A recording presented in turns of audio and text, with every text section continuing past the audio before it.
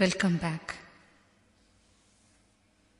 Let us now enter into the Swadhisthana chakra. This chakra is located 2 inches below the navel. Swadhisthana means where your being is established. Swa means self and Adhisthana means established. This chakra is locked by fear, especially the fear of death. It can be unlocked by acceptance of fear, acceptance of death itself. This chakra is locked by fear. Let us go into that. All our fears are actually fear of death, but under various disguises, that's all. Every single fear of ours is related to the fear of death, but in a convoluted way. Because it is convoluted, we don't see it as a fear of death. Without fear, the word death itself loses the meaning that we have been associating with it. So what is death? If I ask you this question, you will tell me, Swamiji, death is what happens at the end of our lives. If death were nothing more than that, it would be so easy. But death is not something that happens at the end of our lives. It is something which is happening every moment of our lives. Every act of ours is unconsciously related to our death, the fear of dying. Death changes the very quality of our life. It is not the end, it is the climax of our lives, towards which our whole life has been oriented. Why do I say that? Because our whole life is controlled by our concept of death. Even our social structure is guided by our concept of death.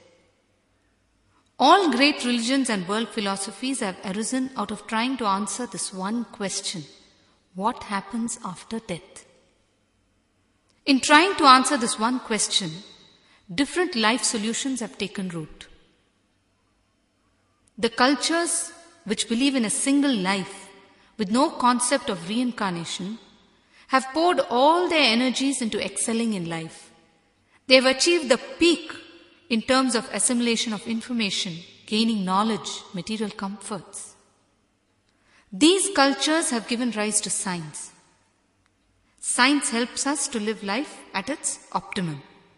Science helps us to get the maximum out of this life. Whereas the cultures which believe in reincarnation have turned the focus of their life inwards. Their search is different.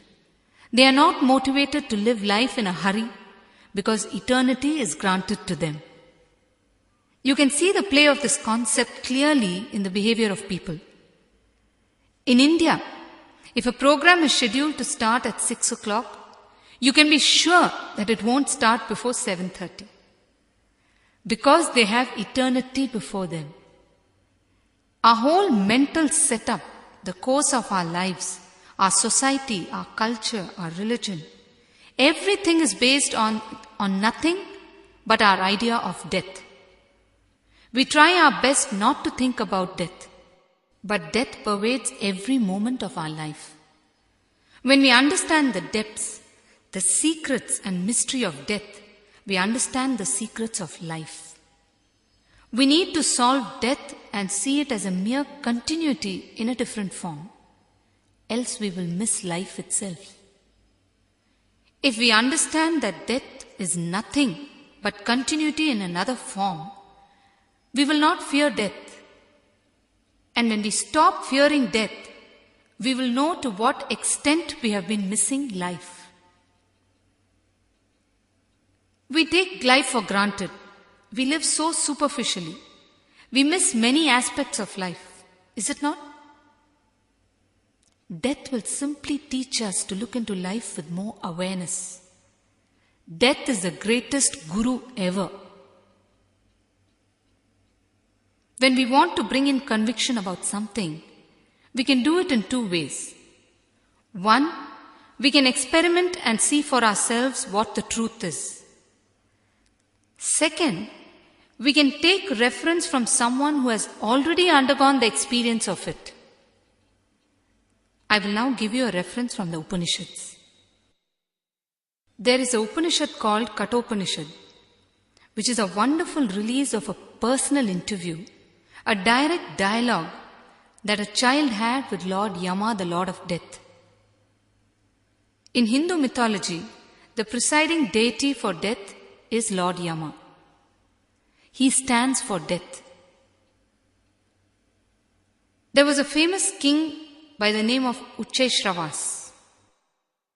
He was suddenly possessed by a desire to control the entire world. So he performed a Vajpaya Yaga, a fire offering that is done when one wants to rule the whole world. According to the rules of this offering, one has to give away as offering all the things of great attachment and of great value. Only then one can get the position of the Lord of the world. Kings are always good businessmen. They have to be, otherwise they cannot be kings. And they cannot have control over such vast property. They will see what maximum they can give and what maximum they can get out of it. This king started giving offerings, cows that were at the fag end of their lives, that had given all the possible milk they could give for a lifetime, that had given birth to as many calves as possible in their lifetime, that were ready to die.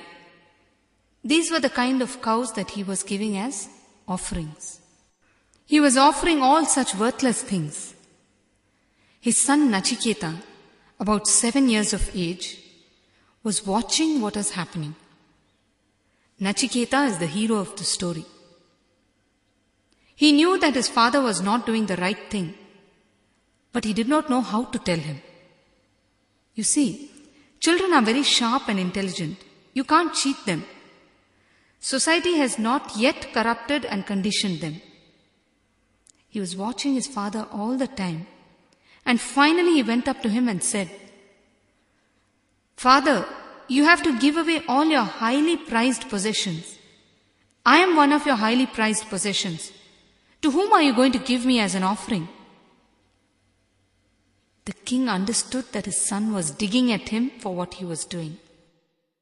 But his ego didn't allow him to give way. He continued with his worthless offerings. Once more, the boy asked him the same question, and the king kept quiet. The third time, the boy shook him and asked him to whom he was planning to offer him. The king got very angry, and he just blurted out, "I will give you to Lord Yama. You go to Yama." An ordinary boy would have said, "Why should I go?